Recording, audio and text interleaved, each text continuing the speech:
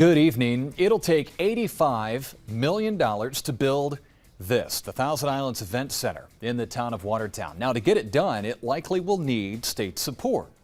While local state leaders in this region are Republicans, and we learned tonight they do remain hopeful that the Democratic governor will say yes to helping out. Here's 7 News reporter Lexi Burning.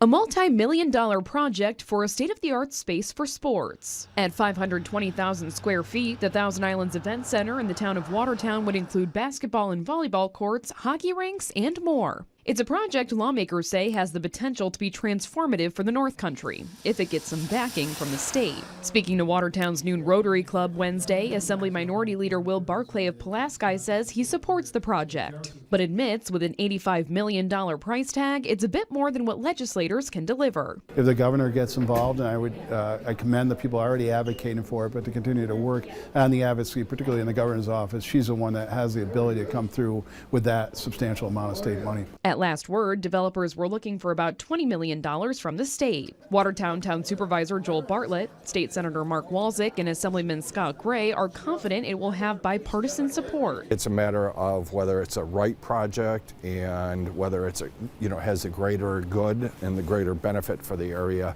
and not necessarily that it's a Republican-backed or a Democratic-backed. It is what this community needs. They have a phenomenal vision, and this is a really good time to be bringing this project forward, especially when you're talking about the governor's budget, which is being crafted and drafted right now in the halls of Albany. A governor's spokesperson tells 7 News Governor Hochul is committed to spurring economic development in the North Country and will review any proposed projects that seek to boost the region's economy.